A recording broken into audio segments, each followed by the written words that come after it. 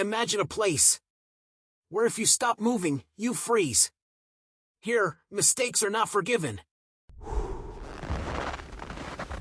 A frozen wall.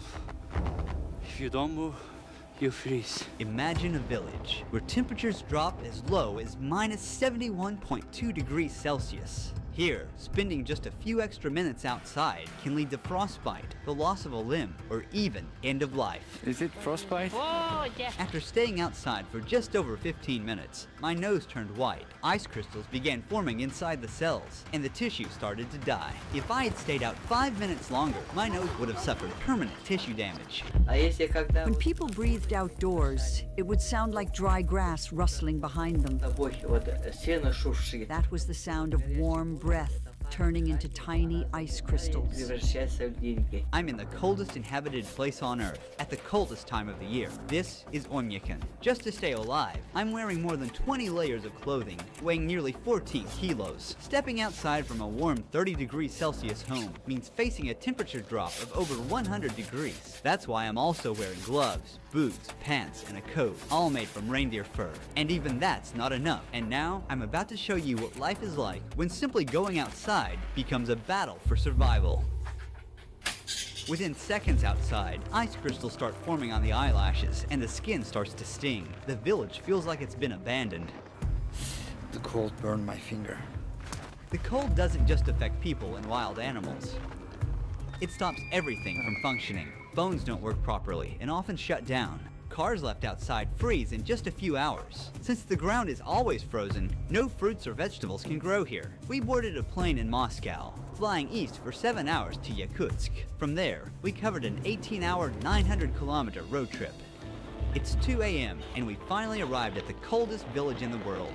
The thermometer reads minus 60.5 degrees Celsius. When we stepped out of the car, it felt like we were on another planet. The hairs in our nose were frozen, and we felt them prick with every breath. The dry air makes us cough uncontrollably. Oymyakon is home to around 800 people, spread across 1.5 square kilometers. Seeing anyone else outside is almost impossible, as if time itself has frozen in this place. It's really cold. We are walking for about 15 minutes. As you see, my friend's eyelashes are full of ice. You can see another ice droplet on his upper lip. Oymyakon, our land surrounded by mountains. It gets brutally cold here. The temperature drops to minus 63 degrees Celsius or even minus 64 degrees Celsius. Because Oymyakon is located in a basin, there's hardly any wind. The cold just settles in and stays. In this region, the ground stays frozen all year round. This layer of frozen earth is called permafrost, and it can reach hundreds of meters deep. To survive the cold, the villagers built a central heating system. A single coal-powered boiler sends heat to most homes through pipes. The system must run non-stop. Even a short failure puts everyone at risk. The interiors of the houses differ from traditional village homes. Heating pipes connected to the central boiler run through the rooms to keep the houses warm. To build on the frozen ground, thick wooden beams are first laid down to create a flat base. Then, the main logs go on top. A 30-centimeter thick subfloor is added, followed by insulation, and finally, the finishing floor. Each wall is made of 7-layered materials. There's wood on the outside, then basalt wool as the main insulation barrier, then plaster, mesh, foam insulation, another layer of plaster, and finally, a wooden panel inside. The windows are triple glazed, forming a vital barrier against the bone-chilling temperatures, and the attic is insulated with sawdust and soil. Combined with a stove or heating system, this setup keeps the residents warm. In nearly every building, the entrance room is intentionally left unheated. We freeze everything in the front room. Look at this refrigerator, natural. Here, I have frozen milk and frozen meat that I store in the cold.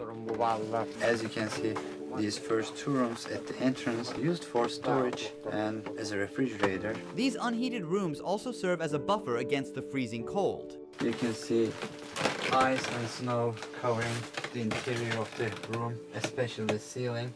In Oymyakon, the day begins early. Yevdokia is already at the barn. Cattle farmers here wrap a cloth around the cow's udder to protect the sensitive tissue from frostbite and to keep it clean. The udder isn't at risk of freezing anymore, but once the milk starts flowing, we have to be careful. Because of the extreme cold in Oymyakon, no water pipes run to the buildings. They would freeze almost instantly. The cows must step out into the cold every morning and make their way to the river to drink. One by one, they step into an icy hell, moving quickly, knowing they must return before the cold becomes too harsh. Their hair became crusted with ice almost immediately. This part of the river is not frozen because it is coming fresh from the mountain. Underground spring water meets with river and keeps this part of the river unfrozen. Then all of a sudden, my whole face went numb. I couldn't move the muscle on the left side, like I was having facial paralysis. When my nose started freezing, Yevdokia noticed right away. Is it frostbite? Yeah. The cold shrinks the blood vessels and eventually reduces blood circulation. Without enough warmth, water inside each cell freezes into ice crystals, causing the cells to rupture and triggering a stabbing pain and tissue to die. You should cover your face like this. Walk while covering your face. Be careful, or it might turn black. From this point on, until the end of the documentary shoot, I won't be able to stay outside for more than 10 minutes at a time, or my already frostbitten nose could get even worse. But as the documentary progresses, and the temperatures drop even further, we'll be pushing our limits to show you what survival here truly demands. Here is the cure. This is aloe and just alcohol.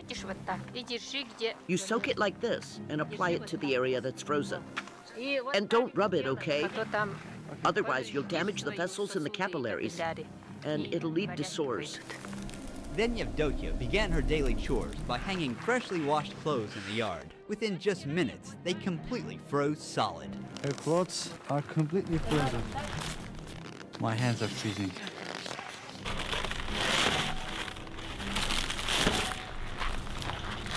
After that, she headed into the barn to milk the cows.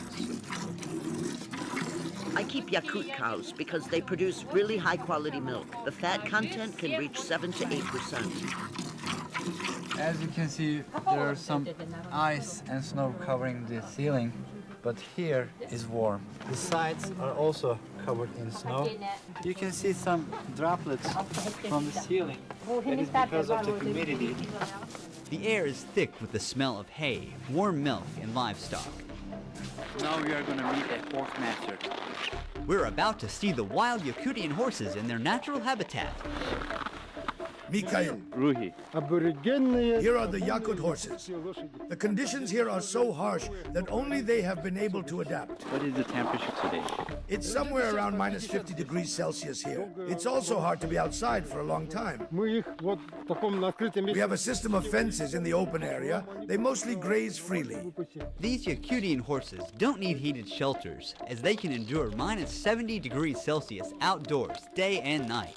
Unlike regular horses, they are short. This also helps them to stay outside during winters, because short body means it can radiate heat to a smaller area. Their body looks very puffy, very rich in fat and round. This is because of their thick fur. And also their horseshoes are very tall, allowing them to stand on this freezing ground very long time. They're not captured. They're just being fed here. Their body means food. This is horse meat. They eat it here. As you can see, it got a lot of fat. This is one packet, a packet of a horse meat. This was ordered and it's going to be sold to a customer. This large pile of hay has been stored since summer. It's the main food supply for the horses during winter. Mikhail offered us a taste of his horse's meat and liver, which is only eaten raw and frozen in this region. Raw horse meat. It's full of vitamins and good stuff. Since we don't have fruit or vegetables here, we get our vitamins from meat. It tastes like ice. I can't feel the taste of it because it is frozen. This is the liver. In Oymyakon, daylight lasts only about 4.5 hours in January. It's 3 p.m. now. As darkness falls, we're calling it a day. Before cars, animals like horses, cattle, and of course reindeer were used for transportation. Reindeers are very important in this region, not just for transportation, but also for its meat, skin, and also milk. About half a kilometer beyond the village center, frozen forest of Oymyakon begin. In this village, most people herd animals for a living, but for those like Ivan, hunting becomes the main source of income. I am a man of the forest. These lands are my hunting grounds, and here is my tent, my home.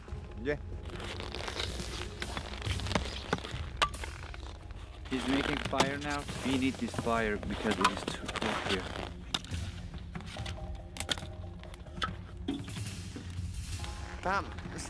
We must walk on the path. The ice underneath is thin. We made our way to the frozen river to check the fishing net he had set the day before. Ivan warned our cameraman just in time. He was about to step onto a cracked patch of ice. One wrong step could cause him to fall into the water. Oh, hey! And get wet. In the winter, when it was just as cold, my dad was out riding his horse in the woods. He fell through the ice and started freezing right away. Realizing that there was no warm shelter nearby and no chance of rescue, he made the decision to shoot himself to avoid a slow, painful death. Oh, some weather special ones. It's already frozen. Our gear was already struggling to work in this temperature, and now this frozen lens is useless, and we'll have to give up on it. To get the net, he's removing the ice from the hole using a small shovel. The fish remained alive for only a few seconds after touching the freezing air. Water was warm, but now on the surface, this fish is shocked. It's completely frozen. To make it easier to cut, he's warming the frozen fish by rubbing it with his hands. He's carefully slicing it into thin pieces. Frozen and raw wild fish. When it's frozen, you feel like you're just eating an ice. You should eat with salt. Fish are loaded with vitamins in the winter. Inside the tent, it's warm, but as you see, the outer part is completely frozen.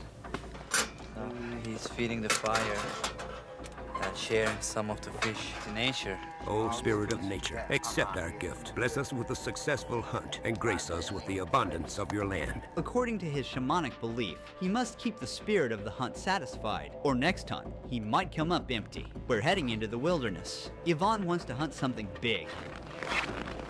Looks like something's been through here. There are footprints and little patches of urine left behind. Look, road deer tracks. We're getting close. Because I stayed out in the cold for more than 10 minutes, I've started to feel numbness in my nose again. I have to be more careful. I don't feel my nostrils.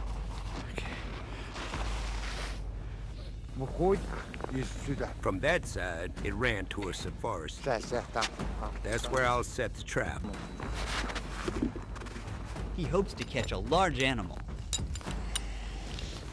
The hunter knows the animal follows the same path every day, so he's placing the trap along his daily route. He's covering the trap with snow. He's using a dog's tail to remove the traces smoothly. We'll return to this spot later to see what he catches. But first, Ivan wants to check the trap he set yesterday. He scans the snowy landscape carefully. Everything here is like a book to me.